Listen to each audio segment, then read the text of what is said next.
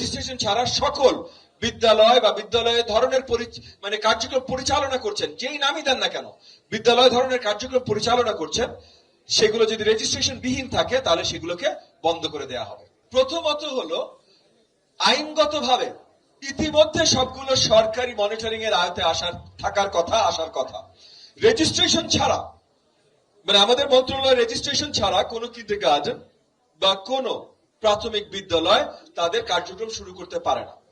বিগত দিনগুলোতে এগুলোর শক্ত মনিটরিং হয়নি এবং অনেক স্কুল রেজিস্টার করেছে, রেজিস্ট্রেশন তাদের আছে, কিন্তু আমরা তাদেরকে শক্তভাবে মনিটরিং করিনি এবং মনিটরিং পলিসিও আমরা তৈরি করিনি। এখন সেগুলোতে বদল আসছে। সো রেজিস্ট্রেশন বাধ্যতামূলক হবে। রেজিস্ট্রেশন ছাড়া সকল বিদ্যালয় বা বিদ্যালয়ের ধরনের মানে কার্যক্রম পরিচালনা করছেন, যেই নামই দেন না কেন, বিদ্যালয় ধরনের কার্যক্রম পরিচালনা করছেন, সেগুলো যদি রেজিস্ট্রেশন বিহীন থাকে তাহলে সেগুলোকে বন্ধ করে দেওয়া হবে। রেজিস্ট্রেশন পদ্ধতিটাও আমরা কাজ করছি, রেজিস্ট্রেশন পদ্ধতিটাও যেন আরো সহজতর হয়, কারণ আমরা শিক্ষাকে এগিয়ে দিতে চাই। যারা পাঠদান করতে চান, যারা স্কুল খুলতে চান সঠিকভাবে, তাদেরকে আরো এনথুজিয়াস্টিক করতে চাই স্কুল খোলার জন্য। সেখানে আমরা বাধা সৃষ্টি করতে চাই না। আমাদের দায়িত্ব হলো যেখানে জিনিসটা হচ্ছে কাজটা যেন সঠিকভাবে হয়। সো রেজিস্ট্রেশন আমরা সোজা করবো, যেন আপনি রেজিস্ট্রেশন করতে পারেন, কিন্তু তারপর রেজিস্ট্রেশনের বাইরে যদি থাকেন আপনাকে শক্তভাবে বন্ধ করে দেওয়া হবে। এবং নীতিমালা যেগুলো হচ্ছে সেগুলো তৈরি হচ্ছে যে যেন, এখানে আমরা জানি আমাদের দেশে অনেক ধরনের ঘাটতি আছে, অনেক ধরনের প্রতিকূলতা আছে, অনেক ধরনের ডার্ট এবং শর্টকামিংস আছে। সেগুলো মেনেই নীতিমালা তৈরি হচ্ছে যে সঠিকভাবে যেন এই স্কুলগুলো পরিচালনা করা যেতে পারে। সো আপনি প্রাইভেট খুলবেন, একটা ছোট জায়গায় খুললে তাহলে শিক্ষক সংখ্যাও, মানে শিক্ষার্থীর সংখ্যাও আপনার ছোট হতে হবে।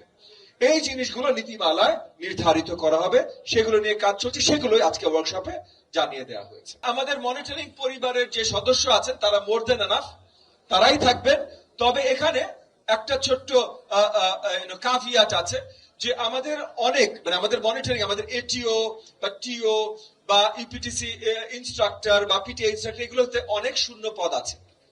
মানে পদটা আছে কিন্তু এই মুহূর্তে আমরা কাউকে নিয়োগ দিতে পারিনি। সো সেই পদায়নগুলো খুব শীঘ্রই দেওয়ার কাজও আমরা করছি।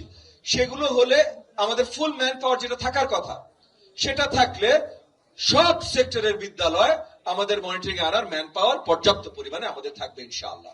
শিক্ষকদের জন্য পুরো নতুন নীতিমালা প্রণয়ন করা হচ্ছে। ওই যে আপনি বললেন পে স্কেলে বদল, এই জিনিসটা ওই নতুন নীতিমালায় প্রতিফলিত হবে। সো নতুন নীতিমালা যখন আসবে তখন ওইটার মাধ্যমেই সবার পে স্কেল বদল সবকিছু হবে। একই সাথে আপনি যখন বলেছেন ওই যে স্কেলের উন্নয়ন, মানে প্রমোশন যদি বলেন, এই জিনিসগুলো আগামী দিনগুলোতে তাদের অ্যাসেসমেন্টের ভিত্তিতে হবে, তাদের কত বছর চাকরি সেটার ভিত্তিতে হবে না। সো অ্যাসেসমেন্টও ওই নতুন নীতিমালার ভিতরে আসছে। এগুলো রিলেটেড আজকে ওয়ার্কশপেও আলোচনা হয়েছে। প্রধান শিক্ষক নিয়োগ অনেক বছর বন্ধ ছিল, কারণ এটা একটা আইনি প্রক্রিয়ায় আবদ্ধ ছিল। সো কোর্ট প্রসিডিংসে আবদ্ধ ছিল, সেই মামলার রায় ইতিমধ্যে হয়ে গেছে।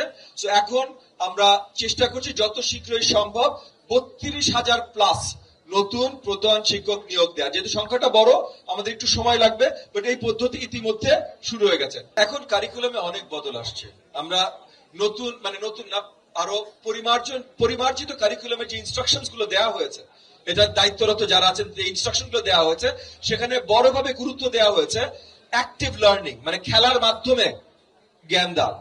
সো অনেক কিছু, অনেক পড়াশোনা, গণিত বলেন, বাংলা বলেন, ইংরেজি বলেন, বিজ্ঞান বলেন, অনেক কিছুই খেলার মাধ্যমে বা গল্প বলার মাধ্যমে হবে। সেই জায়গাটাতে এইটা তো আর বাড়িতে যেয়ে করা সম্ভব না।